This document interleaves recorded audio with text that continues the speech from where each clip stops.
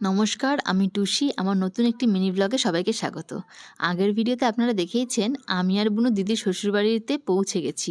আর বাড়িতে ঢোকার আগ মুহূর্তেই এত সুন্দর সুগন্ধ বেরোচ্ছিল রান্নাগুলোর যে দেরি না করেই সঙ্গে সঙ্গে খেতে বসে পড়েছিলাম।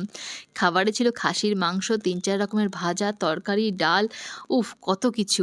সেসব খাওয়া দাওয়া হয়ে গেছে, খাবার ভিডিওটা করতে পারিনি, তার জন্য দুঃখিত।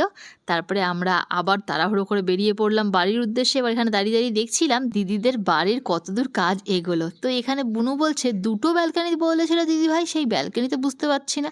তো আমি ওকে ওটাই দেখাচ্ছিলাম, দেখ এটা একটা ব্যালকনি, এটা একটা ব্যালকনি।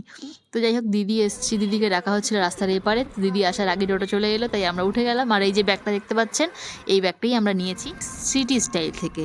এখান থেকে আমরা বেরিয়ে সোজা বাস স্ট্যান্ডে যাব। বাস স্ট্যান্ডে গিয়ে দেখব কোন বাসটা এখন বেরোবে, আর আদৌ কি কোনো বাস পাবো, যদিও বা পাই কত ভিড় হবে, আদৌ সিট পাবো, সব রকম টেনশন তো মাথা খেয়ে নিচ্ছিল আমাদের দুজনেরই।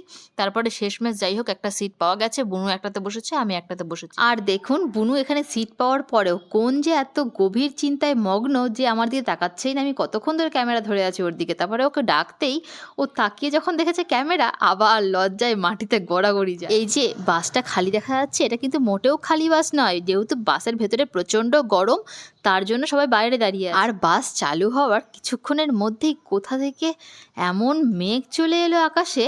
দেখুন এই যে কুলিক নদী, এর ওপরে দেখুন মেঘগুলো কি সুন্দর লাগছে দেখতে। ক্যামেরায় অত ভালো না বোঝা গেলেও সত্যিকারই সামনে থেকে অসাধারণ লাগছিল। কিছুক্ষণের মধ্যেই আবার দেখি ওপরে মেঘ, নিচে আবার সূর্যের ঝলমলে আলো। যেহেতু এখন অস্ত যাচ্ছে, বিকেল 6টা মতো বাজে। এভাবেই চললাম আমরা বাড়ির উদ্দেশ্যে। আর এদিকে ঘটে গেছে এক মহাকাণ্ড। আমি আর বুনু একসাথে বেরোলেই জানি না কিভাবে সব লোকেরাই সব জায়গায় আমি নাকি ওর মা আর ও নাকি আমার মেয়ে। কিভাবে মনে হয় যে ও আমার মেয়ে? না, আমাকে দেখতে খুব বুড়ি লাগে। আমার থেকে ওর বয়সের ডিফারেন্স মাত্র 8 বছর।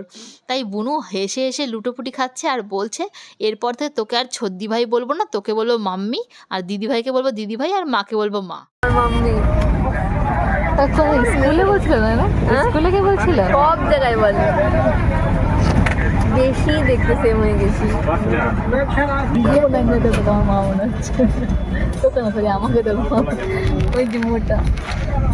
বুনুর কথা অনুযায়ী আমি নাকি মোটা, ওই জন্যই আমাকে ওর সবাই মা বলে।